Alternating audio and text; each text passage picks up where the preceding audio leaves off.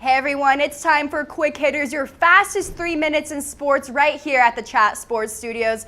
I'm your host, Lena Bond. Let's go ahead and get into the top sports headlines going on right now.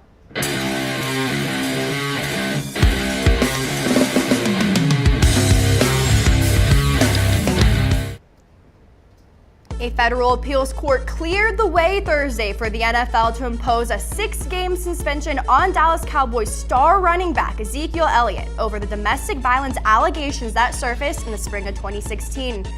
In a 2-1 decision, the 5th U.S. Circuit Court of Appeals down in New Orleans granted the league's emergency request to set aside the injunction granted to Elliott earlier this season and ordered a district court in Texas to dismiss Elliott's case.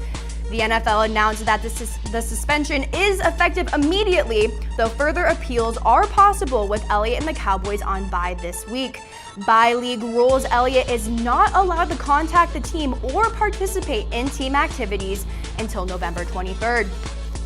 The league office made headlines this week with rumors about a potential rule change which had forced players to stand for the national anthem. However, Wednesday, Commissioner Goodell has come out and confirmed that there will not be a rule change and players will be allowed to protest freely. The rule change was met by heavy backlash by both fans and players alike, with Titans wide receiver Rashard Matthews threatening to quit over Twitter if a rule was put into place. Continuing on with the NFL, the Philadelphia Eagles have emerged as a real contender in the NFC, improving to 5-1 after a 28-23 win over the Carolina Panthers last night at Bank of America Stadium. 3 was the magic number in this matchup, ladies and gentlemen, with Carson Wentz throwing 3 touchdowns and Cam Newton tossing 3 picks as the Panthers fell 4-2. Moving on to the Diamond, the Cubs took down the Nationals in dramatic fashion last night as Cubs closer Wade Davis struck out Nat slugger Bryce Harper to send the Cubbies to their 3rd straight NLCS, while they will take on the Los Angeles Dodgers. That series starts on Saturday, while the ALCS between the Yankees and the Astros starts tonight at 8 o'clock Eastern.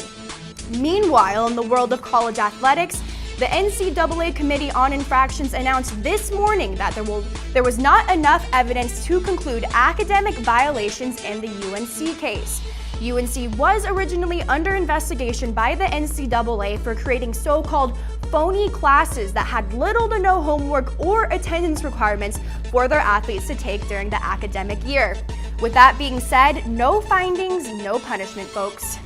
And after the U.S. men's national team missed qualifying for the World Cup, head coach Bruce Arena has decided to step down as head coach. This will be the first World Cup since 1986 without the United States participating. They lost to Trinidad and Tobago in the last qualifying match.